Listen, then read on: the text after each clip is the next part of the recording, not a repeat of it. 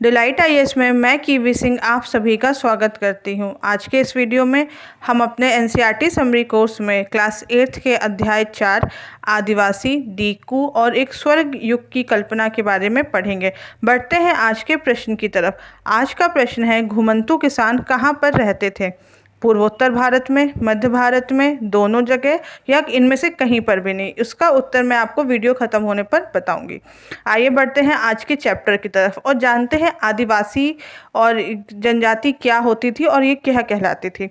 1895 के समय बिरसा नाम के एक आदमी को झारखंड में छोटा नागपुर के आसपास लोगों को घूमते हुए देखा गया और ऐसे लोगों के पास उनके पास कुछ चमत्कारी शक्तियां भी थी जिससे वह बीमारियों को दूर कर सकते थे। उसके बाद उन्होंने यह ऐलान किया कि उन्हें भगवान ने लोगों की रक्षा करने के लिए भेजा है और उनको दीकों अर्थात बाहरी लोगों की गुलामी करने से आज़ाद करने के लिए भेजा है। कुछ समय के भीतर हजारों लोग बिरसा के पीछे चलने लगे और उन्हें भगवान मानने लगे। उनका यकीन था कि यह हमारे उनके समूह की समस्याएं दूर करने के लिए आया था। बिरसा का जन्म एक मुंडा परिवार में हुआ था। मुंडा एक जनजातीय समूह था जो छोटा नागपुर में रहता था। उस समय उनके इलाके के आसपास संथाल और उरांव भी शामिल थे। यह जो एरिया था इसमें जो अंग्रेज़ों की वजह से या उनकी नीतियों की वजह से जो बदलाव आ रहा था उससे वे काफ़ी परेशान थे। उनकी जीवन पद्धति नष्ट हो रही थी और उनकी आजीविका भी खतरे में थी। इसलिए वे इन चीज़ों को हल करना चाहते थे। वह उन दीकुओं जो बाहरी लोग थे उनको बाहर निकालना चाहते थे।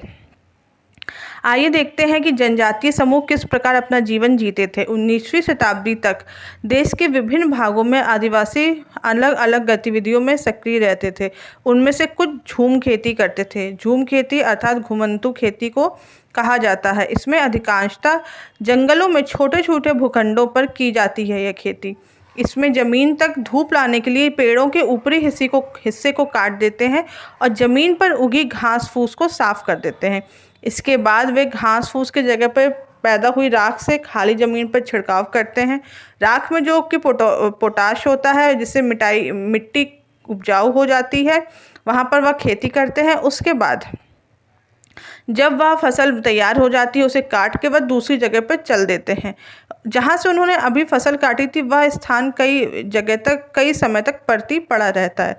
यह किसान मुख्यतः पूर्वोत्तर तथा मध्य भारत की पर्वतीय एवं जंगली पट्टियों में ही रहते थे। कुछ शिकारी और संग्राहक होते थे। यह लोग अपना पशुओं का शिकार और वन उत्पादों को इकट्ठा करके अपना जीवन चलाते थे। ये लोग अपनी जिंदगी में जंगल को बहुत ज़्यादा महत्वपूर्ण मानते थे। इनमें से उड़ीसा के जंगलों में रहने वाला खोंड एक बहुत प्रमुख समुदाय था। यह लोग टोलियां बना के शिकार पर निकलते थे और जो भी इनके हाथ लगता था वह इन्हें आपस में बांट लेते थे। खाना पकाने के लिए वह साल तथा महुआ के बीजों का भी प्रयोग करते थे। इसके साथ साथ वह जंगलों से कई प्रकार की जड़ी बूटियां और अन्य प्रकार की चीज़ें भी इकट्ठा करते थे और उन्हें फिर वह स्थानीय बाजारों में बेचते भी थे। हमने यह देखा है कि इन समुदायों में जो सामान बेचने की प्रक्रिया थी उससे उन्हें अदला बदली करते थे। मतलब वह सामान बेचते थे और जो सामान्य जनता होती थी उनसे चावल, अनाज या अन्य प्रकार की चीज़ें अपने लिए प्राप्त करते थे। फिर हम यह देखते हैं कि कुछ लोग यहाँ पे पशुपालन की तरफ थे। कुछ लोग जानवर पालते थे, अपने जीवन उन्हीं से व्यतीत करते थे। ये चरवाहे होते थे जो मौसम के हिसाब से मवेशियों या भेड़ों को लेकर यहाँ से वहाँ रहते थे। जब एक जगह घास खत्म हो जाती थी तो वह दूसरे इलाके में चले जाते थे। पंजाबों में रहने वाले वन गुज्जर और आंध्र प्रदेश के लबाड़िया आदि लोग गाय भैंस के झुंड पालते थे। इसके साथ साथ कुल्लू के गद्दी समुदाय के लोग भी गडेरिए थे और कश्मीर के बकरवाल लोग भी, इनके बारे में हम पढ़ेंगे, जो कि एक बहुत महत्वपूर्ण पशुपालक जाति थी। फिर कुछ वे लोग होते थे जो एक जगह रह के खेती करते थे। 19वीं शताब्दी से पहले बहुत सारे जनजाति कबीले एक जगह टिककर खेती करने लगे थे। वे अब जगह नहीं बदलते थे बल्कि एक ही जगह पर खेती करते थे। उन्होंने हलों का इस्तेमाल करना शुरू कर दिया था। उसके बाद उन्हें यहाँ पर ज़मीनों पर भी अधिकार मिलने लगा था। बहुत सारे समुदायों में बहुत सारे समुदायों में ज़मीन को पूरी तरीके से कबीले की संपत्ति माना जाने लगा था और फिर यह जो प्रक्रिया थी ये आनुवांशिक हो गई, मतलब इनके जो आने वाले वंशजों ने भी ज़मीन पर अपना पूरा हक जमाने लगे थे।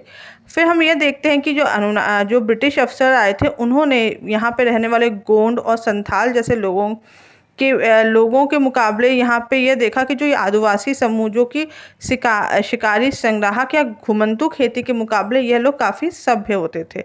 जंगल में रहने वालों को जंगली और बर्बर माना जाता था। अंग्रेज़ों को ऐसा लगता था कि उन्हें स्थायी रूप से बसाना और एक सभ्य बनाना उनके लिए बहुत ज़रूरी है। हम देखेंगे कि औपनिवेशिक शासन से आदिवासियों के जीवन पे क्या प्रभाव पड़ा। उनके जीवन में अनेक प्रकार के बदलाव आए थे। क्या बदलाव आए थे ये हम देखते हैं। सबसे पहले देखते हैं मुखिया के जीवन में। आदिवासी मुखियाओं का बहुत महत्वपूर्ण स्थान होता था। उनके पास औरों से ज़्यादा आर्थिक ताकत होती थी और वह अपने इलाके पे नियंत्रण बना के रखते थे। उनकी अपनी पुलिस होती थी। वह जमीन एवं प्रबंधन के नियम भी खुद ही बनाते थे। जैसे जैसे ब्रिटिश शासन इनके एरिया में आता रहा, इनके कामकाज और अधिकार के तौर तरीके बदल गए। कई कई गांवों में तो जमीन का मालिकाना हक इन्हें मिला था, लेकिन इनके हाथ से इनकी जो शासकीय शक्तियां थी वह छिन गई थी और उन्हें ब्रिटिश अधिकारियों द्वारा जो नियम बनाए थे उन्हें मानने के लिए बाध्य किया गया था। फिर हम देखेंगे कि घुमंतू काश्तकारों पर क्या प्रभाव पड़ा। ऐसे समूह से अंग्रेज़ों को काफ़ी परेशानी होती थी, जो यहाँ वहाँ भटकते रहते थे और एक जगह ठहरते नहीं थे। वे अंग्रेज़ चाहते थे कि ये लोग एक जगह रहें, एक समूह के रूप में रहें और खेती करें, ताकि इन लोगों को नियंत्रित करना आसान हो। अंग्रेज़ अपने शासन में के लिए भी एक नियमित स्रोत चाहते थे, जिसके फलस्वरूप उन्होंने ज़मीन के कुछ हिस्से पे कुछ नियम लागू कर दिए थे। उन्होंने जमीन को नापकर प्रत्येक व्यक्ति का हिस्सा तय किया था तथा यह भी तय किया था कि किसे कितना लगान देना पड़ेगा। ऐसा हम पहले भी पढ़ चुके हैं।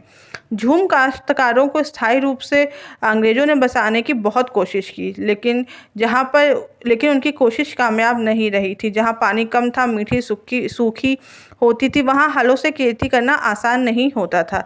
इसलिए हमने यह देखा है कि पूर्वोत्तर राज्यों में झूम काश्तकार इस बात पर अड़े रहे थे कि उन्हें परंपरागत तरीके से ही जीवन जीने दिया जाए। उनका विरोध इतना ज़्यादा बढ़ गया था कि अंग्रेज़ों को आखिरकार उनकी बात माननी पड़ी थी और उन्हें घुमंतू खेती की छूट देनी पड़ी थी। फिर हम देखेंगे वन कानून और उनके क्या प्रभाव पड़े हैं। आदिवासी समूह का जीवन जंगलों से जुड़ा होता था, तो जो भी वन कानून आए थे उनसे आदिवासियों के जीवन पे बहुत भारी असर पड़ा था। अंग्रेज़ों ने सारे जंगलों पर अपना नियंत्रण स्थापित कर लिया था और जंगल को राज्य की संपत्ति घोषित कर दिया था। कुछ जंगलों को आरक्षित वन भी घोषित कर दिया गया था। यह ऐसे जंगल होते थे जहां अंग्रेज अपनी ज़रूरतों का सामान इकट्ठा करते थे, वहाँ इमारती लकड़ियाँ पैदा करते थे। यहाँ पे लोगों को स्वतंत्र रूप से घूमने, खेती करने, फल इकट्ठा करने या पशुओं को शिकार किसी की भी इजाज़त नहीं होती थी। फिर हम देखेंगे कि व्यापार में क्या समस्या आई। 19वीं शताब्दी के दौरान जनजातीय समूह ने पाया कि व्यापारी और महाजन जंगलों में जल्दी जल्दी आने लगे थे। वे वन उपज खरीदने, नकद कर्जा देने और आदिवासियों को मजदूरी करने के लिए आ रहे थे। इससे उनके जीवन में बहुत बदलाव आया था। जैसे कि हम रेशम उत्पादक की स्थिति में देखते हैं, 18वीं शताब्दी के समय भारतीय रेशम की यूरोपीय बाजार में काफ़ी मांग थी। भारतीय रेशम की गुणवत्ता सबको आकर्षित करती थी और भारत का निर्यात भी तेजी से बढ़ रहा था। जैसे जैसे बाजार फैला, ईस्ट इंडिया कंपनी के अफसर इस मांग को पूरा करने के लिए रेशम उत्पादन पर जोर देने लगे। फिर उन्होंने क्या किया, जो वर्तमान में झारखंड है उसमें हजारीबाग के आसपास रहने वाले लोगों को जो उसकी संथाल जाति होती थी वे रेशम के कीट पालते थे। फिर उन्हें कर्जा दिया गया और उनसे ज़बरदस्ती और बहुत ज़्यादा काम करवाया गया और उनसे जो भी सामान लिया जाता था वह उनसे कम सामग्री में कम कीमत पे उनसे सामान खरीद के 5 गुना कीमत पर बेचा जाता था। इनसे रेशम उत्पादकों को तो बहुत ही कम फायदा होता था, लेकिन व्यापारियों को बहुत ज़्यादा फायदा होने लगा था। फिर हमने ये देखा कि काम की तलाश में घर से दूर जाने वाले आदिवासियों की दशा और भी खराब होने लगी। 19वीं शताब्दी के आखिरी में चाय बागान की बहुत ज़्यादा फैलोत्तरी होने लगी। बहुत ज़्यादा चाय बागान फैल गया था। खनन उद्योग भी बहुत महत्वपूर्ण उद्योग बन गया था। असम के चाय बागान और झारखंड के कोयला खदानों में काम करने के लिए आदिवासियों को बड़ी संख्या में भर्ती किया जाने लगा था। हम देखते हैं कि 19वीं और 20वीं शताब्दी के दौरान देश के विभिन्न हिस्सों में जनजातीय समूहों ने बदलते कानून, अपने ऊपर लगे व्यवहार पर पाबंदियां, नए करों और व्यावसायिक व्यापारियों और महाजनों द्वारा किए गए शोषण के खिलाफ कई बार बगावत भी की है। 1831 से 32 के बीच में कोल विद्रोह हुआ हो या 1855 में संथालों की बगावत की बात हो। इसके साथ साथ हम यह देखेंगे कि मध्य भारत में बस्तर विद्रोह हुआ था 1910 में, और 1940 में महाराष्ट्र में वल्ली विद्रोह हुआ था। फिर हम पढ़ते हैं बिरसा मुंडा के बारे में। बिरसा मुंडा का जन्म 1870 के मध्य के दशक में हुआ था। यह एक गरीब परिवार से ताल्लुक़ रखते थे। इनका जन्म भेड़ बकरियां चराते, बांसुरी बजाते, स्थानीय आखड़ों में नाचते गाते बीता था। इनकी परवरिश मुख्यतः एक जो सामान्य जीवन वहाँ के लोग जीते थे उसी तरीके से हुआ था। लेकिन बिरसा मुंडा ने अपने जो पुराने लोगों से थे उनके मुंडा विद्रोह की कई कहानियां सुनी थी और वहाँ के मुखिया को विद्रोह का आह्वान करते हुए भी देखा था। उनका कहना था कि अगर समुदाय के लोग जिस स्वर्ण युग की बातें करते थे, जब मुंडा लोग डीकुओं के उत्पीड़न से पूरी तरीके से आज़ाद थे। सरदारों का कहना था कि एक बार उनके समुदाय में अगर परंपरागत अधिकार बहाल हो जाएंगे तो वह फिर से उसी प्रकार का जीवन जीने लगेंगे। फिर बिरसा स्थानीय मिशनरी के स्कूल में जाने लगे। फिर उन्हें वहाँ पे मिशनरियों का उपदेश सुनने का मौका मिला। उन्होंने वहाँ पे अनेक प्रकार के ईसाई धर्म के बारे में कुछ जानने की कोशिश की। उसके बाद वह वैष्णव धर्म के लोगों के साथ भी उन्होंने अपना जीवन व्यतीत किया। अपनी किशोरावस्था में बिरसा मुंडा कई प्रकार के लोगों के संपर्क में आए थे। उनसे उनके जीवन में कई प्रभाव पड़े। उनके सामाजिक और वैचारिक तौर पे भी उन्हें काफ़ी ज़्यादा प्रभाव पड़ने लगे। उन्होंने लोगों से आह्वान किया कि वे शराब पीना छोड़ दें, गाँव को साफ रखें, डायन व जादू टोने में भी विश्वास ना करें। यह भी यहाँ पे ध्यान देने योग्य बात है कि बिरसा ने मिशनरी और हिंदू जमींदारों दोनों का लगातार विद्रोह किया है। उनका मानना था कि वह मुंडा जीवन शैली को नष्ट कर रहे हैं। 1895 के समय उन्होंने यह आह्वान किया कि वह अपने अतीत को पुनर्जीवित करेंगे और उसके लिए उन्होंने कई प्रकार के लोगों को कई प्रकार की चर्चाएं की। उन्होंने उनको अच्छा जीवन जीने के लिए बताया और पेड़ और बाग लगाने के लिए बताया। अन्य प्रकार की चीज़ें उन्होंने बताई।